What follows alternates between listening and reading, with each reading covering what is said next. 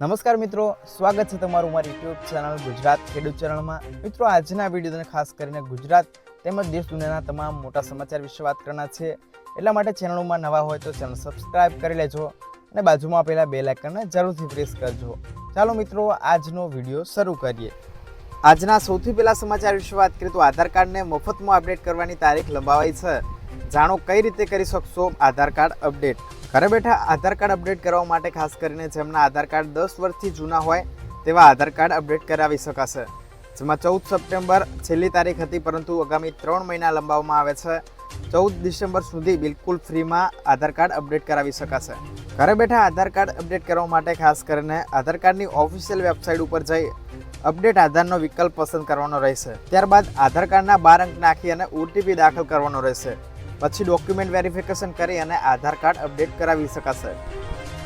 ત્યાર પછીના સમાચાર વિશે વાત કરીએ તો આજે ઉત્તર, મધ્ય અને દક્ષિણ ગુજરાતમાં હળવાથી મધ્યમ વરસાદની આગાહી કરવામાં આવી છે। જાણો સૌરાષ્ટ્રમાં કેવું રહેશે હવામાન। ગુજરાત રાજ્યની અંદર છેલ્લા 24 કલાક દરમિયાન રાજ્યમાં 57 તાલુકામાં છૂટાછવાયો વરસાદ નોંધાયો છે, જ્યારે રાજ્યમાં હવામાન વિભાગ દ્વારા 20 ઓગસ્ટ સુધી વરસાદની આગાહી કરવામાં આવી છે। હવામાન વિભાગ દ્વારા ખાસ કરીને 15 થી 17 ઓગસ્ટ દરમિયાન સમગ્ર ગુજરાતમાં છૂટાછવાયા સ્થળોએ ગાજવીજ સાથે હળવાથી મધ્યમ વરસાદની આગાહી વ્યક્ત કરી છે, જ્યારે 18 થી 20 ઓગસ્ટ દરમિયાન કચ્છ સિવાય સમગ્ર ગુજરાતમાં ગાજવીજ સાથે હળવાથી મધ્યમ વરસાદની આગાહી વ્યક્ત કરી છે। હવે પછીના સમાચાર વિશે વાત કરીએ તો રાજ્ય સરકાર દ્વારા મહત્વનો નિર્ણય લેવામાં આવે છે, જેમાં ખેડૂતોને રાહત, આમ આદમીને ઝટકો અને ખાદ્ય તેલની આયાત જકાતમાં ધરખમ વધારો કરાયો છે। ઘઉં અને ચોખા તેમજ ડુંગળીના નવા નિયમથી ભાવની અંદર મોટું ઉથલપાથલ થયું છે। ખાદ્ય તેલોની અંદર સવારથી વેપાર ઠપ થયો છે। ડ્યુટી વધારવાના કારણે ડબ્બે 270 રૂપિયા વધ્યા છે, જેમાં ખાદ્ય તેલોની અંદર રાતોરાત ડબ્બે 150 રૂપિયા સુધીનો ભાવ વધારો થયો છે। સપ્તાહમાં ડબ્બે 300 રૂપિયા વધી ગયા। સરકાર દ્વારા ખાદ્ય તેલોના આયાત જકાત ઉપર 22% સુધીનો વધારો કર્યો છે। ફ્રૂટ ખાદ્ય તેલની આયાત જકાત ઉપર 5.5% વધીને 27.5% કરવામાં આવી છે, જ્યારે રિફાઇન્ડ ખાદ્ય તેલ ઉપર આયાત જકાત 13.75%થી વધારીને 35.75% કરવામાં આવી છે।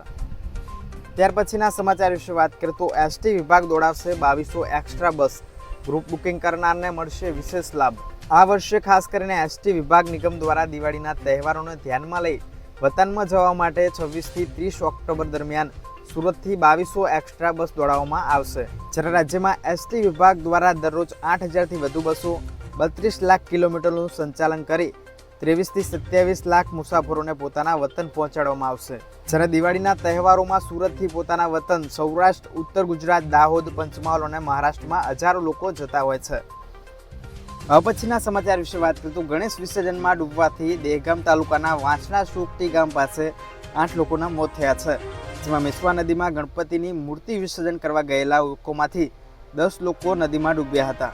જે દુર્ઘટનાના પગલે પીએમ મોદી દ્વારા ટ્વીટ કરી દુઃખ વ્યક્ત કર્યું છે, તેમજ મૃતકના સંબંધીઓને 2 લાખની સહાય અને ઘાયલો માટે 50,000 રૂપિયાની સહાય જાહેર કરી છે। જ્યારે ગુજરાત રાજ્યમાં છેલ્લા 5 દિવસમાં કુલ 15 લોકોએ વિસર્જનમાં ડૂબવાથી જીવ ગુમાવ્યો છે। ત્યાર પછીના સમાચાર વિશે વાત કરીએ તો નર્મદા ડેમની સપાટી 136 મીટરને પાર થઈ છે। 15 દરવાજા 2.50 મીટર સુધી ખોલતા 42 ગામોને એલર્ટ કરવામાં આવ્યા છે।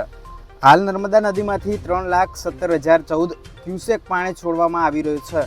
13મી સપ્ટેમ્બરે સાંજે ડેમની સપાટી 136.03 મીટરે પહોંચી હતી, જેમાં ડેમમાંથી પાણી છોડાતા વડોદરા, ભરૂચ અને નર્મદા જિલ્લાના 42 ગામોને એલર્ટ કરવામાં આવ્યા છે। હવે પછીના સમાચાર વિશે વાત કરીએ તો સોના અને ચાંદીના ભાવમાં ફરી ઉછાળો આવ્યો છે। છેલ્લા 4 દિવસની અંદર આશરે 5,200 રૂપિયા પ્રતિ કિલો મોંઘી થઈ છે ચાંદી। સોનાના ભાવની વાત કરવામાં આવે તો પ્રતિ 10 ગ્રામના 75,200 રૂપિયા છે, જ્યારે ચાંદીના ભાવની વાત કરીએ તો 89,000 રૂપિયા પ્રતિ કિલોના છે। ત્યાર પછીના સમાચાર વિશે વાત કરીએ તો રાજ્યમાં કપાસના ભાવમાં શું ચાલી રહી છે હલચલ, જાણીએ આજના વિડીયોમાં।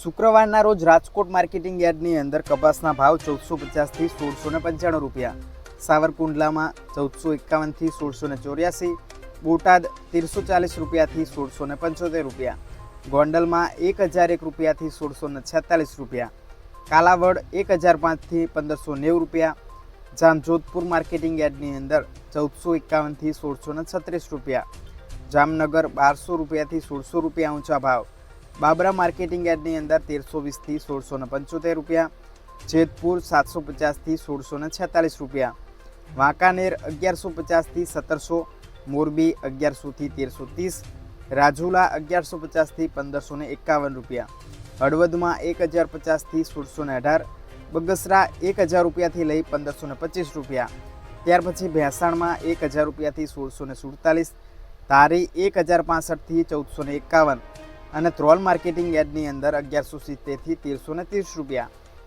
તો મિત્રો આ હતા ગુજરાત અને દેશ દુનિયાના સૌથી મોટા સમાચાર. આવી જ રીતે પડે પડની ખબર માટે મારી ચેનલ સબસ્ક્રાઇબ કરી લેજો. વિડીયો પસંદ આવે તો વિડીયોને લાઇક કરજો અને તમારા મિત્રો સાથે શેર કરજો. અને મળીશું નવા વિડીયો સાથે. જય જવાન જય કિસાન.